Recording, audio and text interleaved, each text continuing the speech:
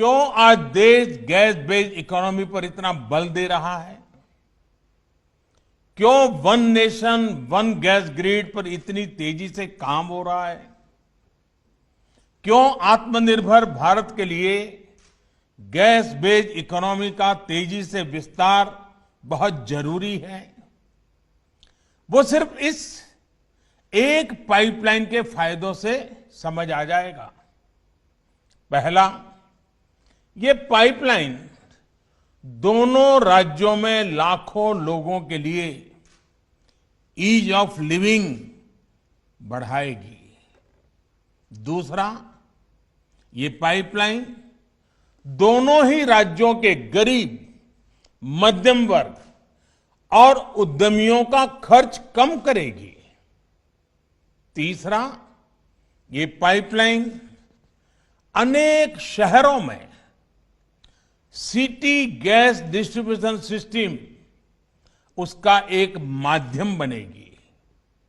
चौथा, ये पाइपलाइन अनेक शहरों में सीएनजी आधारित ट्रांसपोर्ट सिस्टम को डेवलप करने का आधार बनेगी। पांचवा, ये पाइपलाइन मैंगलोर केमिकल और फर्टिलाइजर प्लांट को ऊर्जा देगी, कम खर्च में खाद बनाने में मदद करेगी, किसान को मदद होगी। छठा, ये पाइपलाइन मैंगलोर रिफाइनरी और पेट्रोकेमिकल को ऊर्जा देगी, उन्हें स्वच्छ ईंधन देगी। सातवां, ये पाइपलाइन दोनों ही राज्यों में प्रदूषण कम करने में बड़ी भूमिका निभाएगी। आठवां, प्रदूषण कम होने का सीधा असर होगा पर्यावरण पर। जितनी कार्बन डाइऑक्साइड का एमिशन इससे कम होगा, वो लाखों पेड़ लगाने के बाद ही हासिल हो सकता है।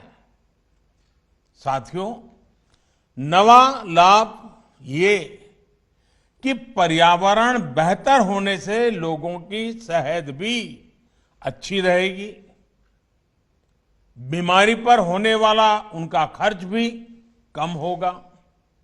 10वां, जब प्रदूषण कम होगा, हवा साफ सुथरी होगी, शहर में गैस आधारित व्यवस्थाएं होगी, तो और ज्यादा टूरिस्ट आएंगे।